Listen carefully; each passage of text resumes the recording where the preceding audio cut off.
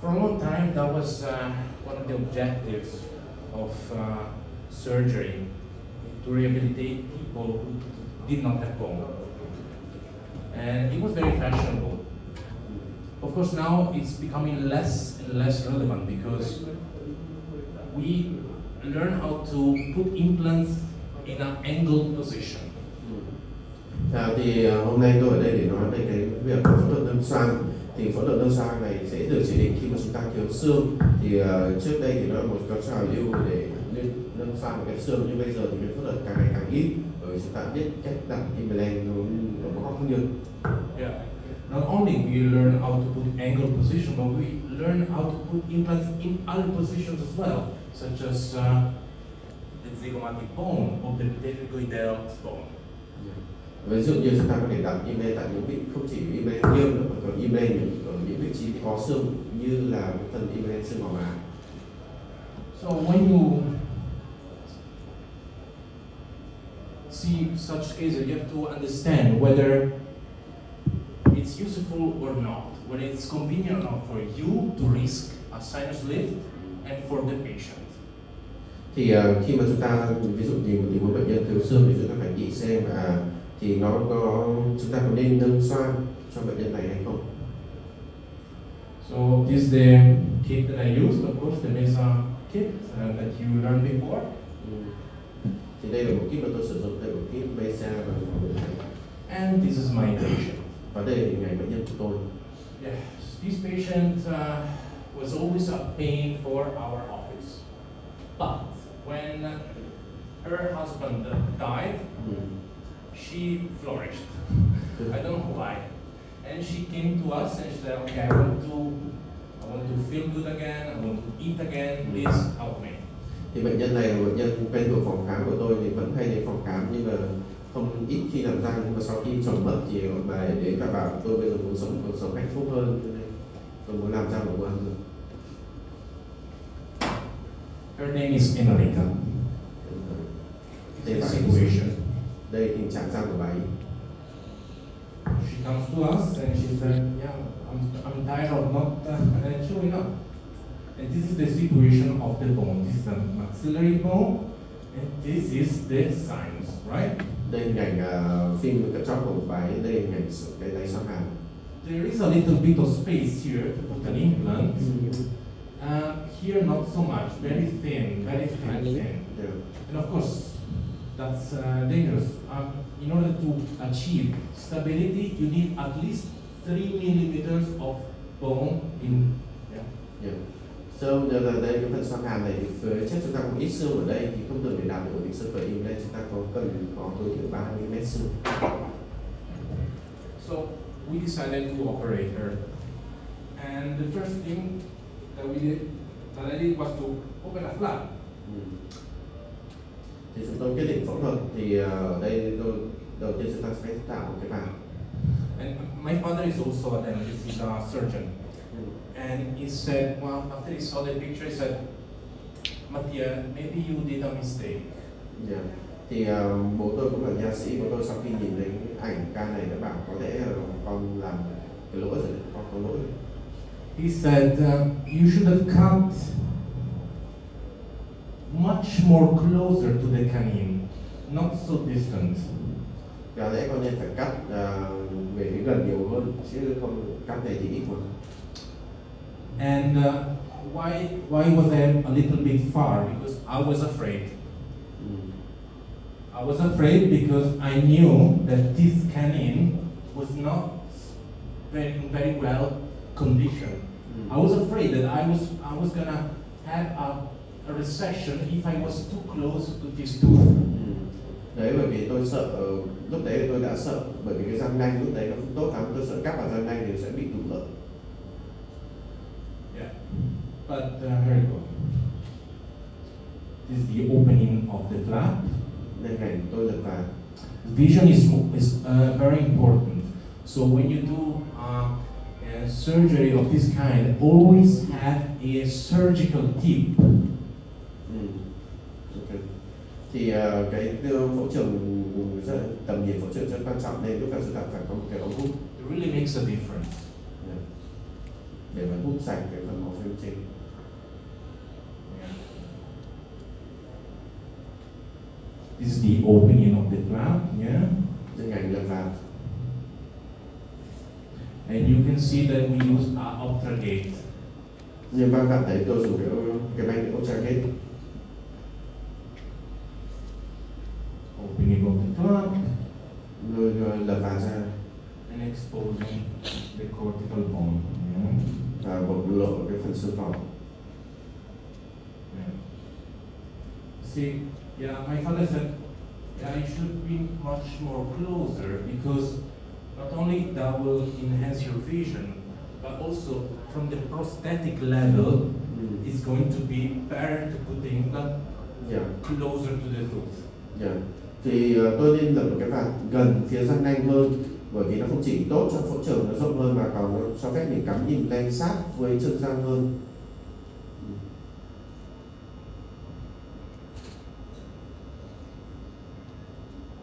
So we wanted to put some bone in the sinus, so we decided to use a box technique, which means opening a box into the sinus using piezo surgery. Thì ở đây chúng tôi muốn ghép xương vào trong răng hàm nên chúng tôi sử dụng một đầu mũ siêu âm piezo để tạo ra một cái hình hộp. Okay. Do you any of you put implants? Ở đây có ai đã đặt implant chưa? Còn I think everyone. Everyone? Yeah. Do you use piezo surgery? Các bác có dùng cái đầu piezo để phẫu thuật không? Normally we only use this maybe for sinus lifting or the chances. Okay. Yeah. Because there is a mistake in this picture. I want to know if you can spot it. Thì ở đây thì có, bởi vì thầy hỏi là ở đây có dùng cái đầu phẫu thuật siêu âm hay không, bởi vì đây có một cái lỗi thì thầy muốn mọi người thử chỉ ra lỗi này lỗi gì ạ? Anyone? Normally we don't use piezo for sinus lifting. Okay. Just for the diamond we use diamond. Okay. It's very important irrigation. My piezo I started irrigation a little bit after I started this. Okay. So there is a small area where the piezo worked without water. Yeah. Okay. Thì đây cái lỗi đây là bơm nước không đủ, nên là nó có một phần cắt xương mà không được bơm nước. Yeah, and here there is a little bit of burning. Okay. Chỗ này có một chỗ bị cháy xương.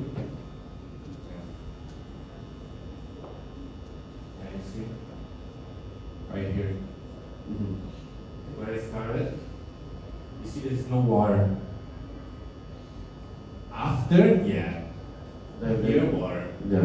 Thì mọi người có thể thấy ở đây là không có nước, và lúc sau thì sau khi cháy xương thì bắt đầu bơm nước nhiều hơn. Okay, so using the piezo, it's very convenient because it allows you to cut the bone without chewing up a lot. Thì sử dụng piezo nó rất là tốt, bởi vì nó tránh cho việc chúng ta phá hủy nhiều xương.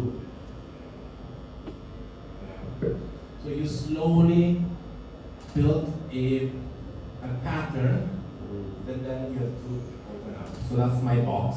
Thì chúng ta sẽ dần dần chúng ta kẻ ra cái đường vạch trên phần xương rồi sau đấy chúng ta mở cái hộp. And my father came to my surgery. In between, I said, "Mattia, that's too small. You have to make it bigger." Rồi sau đấy bố tôi đến giữa của phẫu thuật bảo Mattia cái cửa sổ bé quá, mở to ra. So that was my initial box. Đây là cái cửa sổ bước đầu tiên của tôi. And then we made it a little bit bigger. Và sau đấy thì lúc sau thì tôi mở nó to ra hơn chút.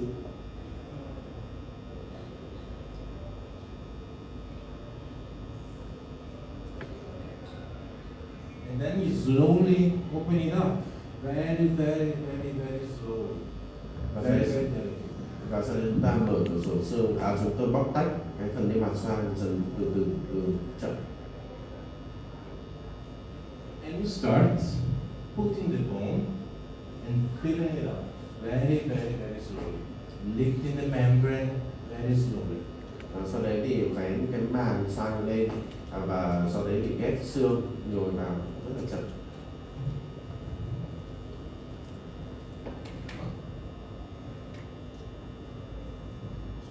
Is the bone graft. Đây là phần xương ghép. After you fill the sinus as much as you can, you start placing the implants. Of course, this is the mistake that I did at the beginning. You carried out during the surgery, so it's here, here, here again. Yeah. Và sau khi ghép xương xong thì tôi mới phải khoan đặt implant ở đây, một người thấy ngay cái lỗi này xuất phát ngay từ lúc đầu cái vạt bé quá, dẫn đến đặt implant quá xa rồi. Yeah, the position of the implant is not bad, but could have been a little bit next to the canine, but Nhưng mà đáng lẽ thì nó phải cần thời gian nhanh hơn. so this is the first drill that you see in the kit. Đấy một bạn đầu tiên các bạn nhìn thấy trong bộ kit. One. Okay. And this is the second one. Và đây bộ pha thứ hai.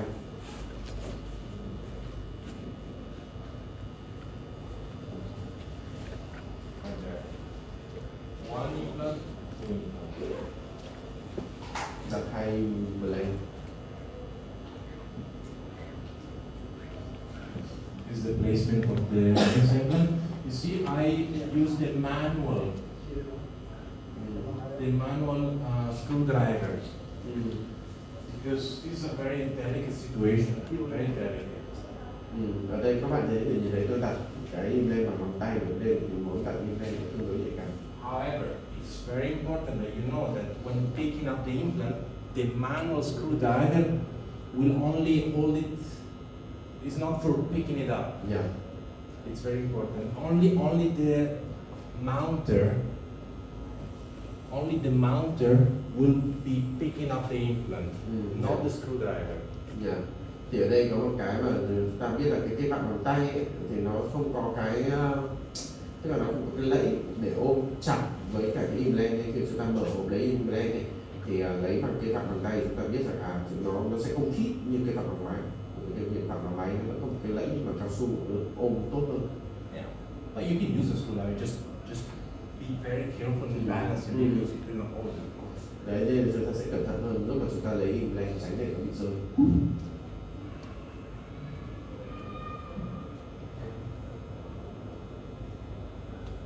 First implant. Đặt implant đầu tiên. In order not to lose sight of what I'm doing or to get blood inside, I put first the cover the implant. Yeah, this I put it immediately. Và phải vặn cái cao hờ vào luôn để tránh cái máu nó bị đi vào trong lòng implant. Yeah, so you just very careful not to. Đây lúc đấy implant phải rất là cẩn thận. Và đây implant số 2. So this is gonna be in the bone, and this is gonna be in the bone and the graft. Thì đây là cái phần xương ghép và phần xương thật.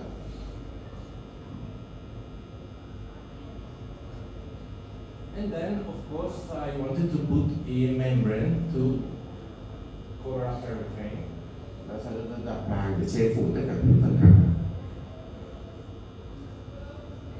But of course, the membrane needs to be stable. Và tất nhiên cái màng thì nó phải được ổn định. So what I did was to uncover the cover, just unscrew it, put a hole into the membrane, and then place it over with the screw like that. So it holds it in place, and then double it. Thì cái cách tôi có định này là bằng cách là tôi tháo cái cắp cover ra, tôi đựng một cái lỗ trên màng collagen, rồi siết cover trên cái lỗ qua cái màng, sau đó thì đặt thêm một cái lớp màng khác ở phía bên trên tạo ra double layer. It's okay, it can be done, but the principle is to hold the membrane and the graft in place, like Dr. Pazzi said. The most important thing is stability of the graft. Và cái việc có nhiều cách để làm khác nhau, nhưng mà điều quan trọng là chúng ta sẽ phải giữ ổn định được cái phần mảnh ghép. Of course, this is an easy situation because the graph is inside the sign, so there's not so much movement. Is the suture. Nên ngày khâu đọc khí. And this is after the position. Đây ngày sau. Tiếp qua. Bạn thể nói cái vị trí ve đang lẽ phải gần với răng ngay hơn. I really like this implant because the tip is very safe, it's very round. Thì thầy rất thích cái phần đầu implant nó tròn, nó rất là an toàn. So some implants are cut short, or the tip is not well machined, such Turkish implants or other brands. Here the tip is very safe, that's why I thought the tip was safe. Vì các bộ về hệ thống implant khác thì cái đầu nó hơi nhọn, thì nó không được an toàn. This is a work from 30 years ago, not mine. Đây là cái implant được đặt 30 năm trước. She got bone construction.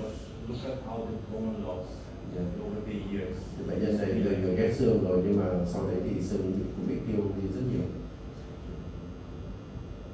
That is the prosthetic work right here. Thì đây là cái hình ảnh phục hình.